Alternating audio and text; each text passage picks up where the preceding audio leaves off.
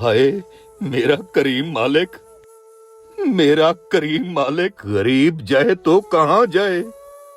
ना मेरे पास पैसे हैं, मच्छरों ने मेरी इतनी बुरी हालत कर दी है, मुझे मलेरिया हो गया है। मेरे पास पैसे होते तो मैं कोई पंखा वगैरह ले लेता।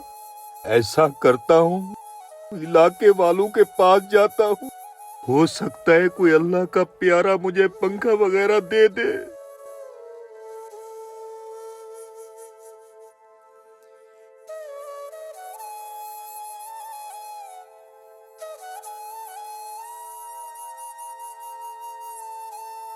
या मेरे करीम मालिक, तेरी आस लेके निकल पड़ा हूँ, कोई वसीला बना दे मेरे करीम मालिक, कोई वसीला बना दे।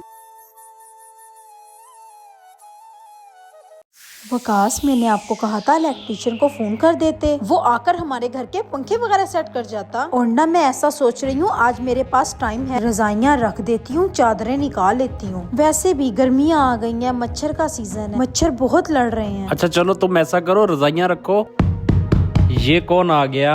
चलो अच्छा देखता हूँ मैं दरवाजे पे कौन आया है। जी ठीक है।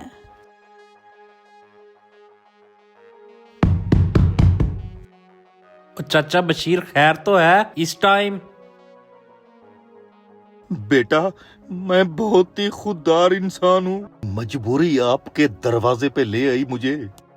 बेटा, जहाँ मैं रहता हूँ ना तो पंखे का इंतजाम है और ना बिजली है। मच्छर से मुझे मलेरिया हो गया है, मुझे बुखार है बेटा। अगर हो सकता है मुझे एक पंखा या एक चादर दे दे बेटा, अल्लाह आपको बहुत देगा बेटा जी। अच्छा, पंखा तो मेरे पास एक ही है। और रही चादर की बात, अभी अभी सर्दियां खत्म हुई हैं, अभी तो हमने रजाइयां नहीं रखी अंदर, जब निकालेंगे आपको दे देंगे। और से पता कर लो जाके। अच्छा वकास बेटा, किसी और से पता कर लेता हूँ।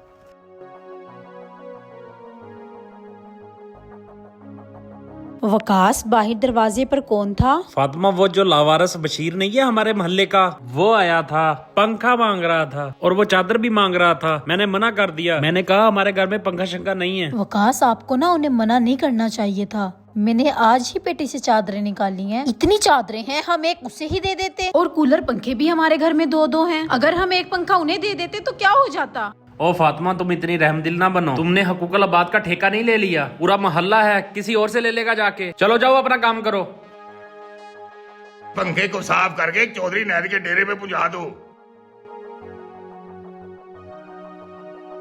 मुनव्वर भाई, आपने मुझे पहचान तो लिया होगा, मैं आपके मोहल्ले का हूँ और लावारिस इंसान हूँ। मच्छरों ने मुझे काट काट के मलेरिया कर दिया है, मैं बीमार हो गया हूँ। हो सकता है तो मुझे आप एक पुराना पंखा दे दो, आपकी बड़ी मेहरबानी होगी। मैं तुम्हें पंखे बांटने वाला लगता हूँ? बाहर निकालो इसे, दोबारा मेरी दुकान में ना आइए। चल चल भिखारी, अब दोबारा ना आना यहाँ।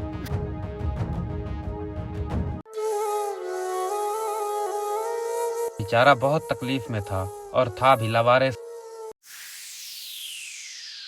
चाचा बशीर फोत हो गया है, ये तो बहुत बुरा हुआ है। मैं इस बेचारे की मदद नहीं कर सका। बेचारा अल्लाह को प्यारा हो गया है, अब इसके कफन दफन का क्या होगा?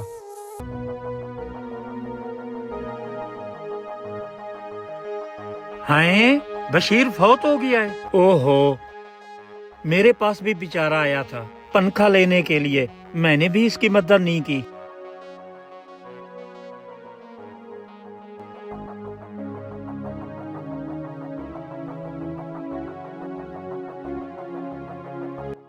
वकास, क्या हुआ? आप इतने परेशान क्यों हैं? फातिमा, तुझे मैं क्या बताऊं, चाचा बशीर फोत हो गया है। ओहो, मुझे बहुत अफसोस हो रहा है।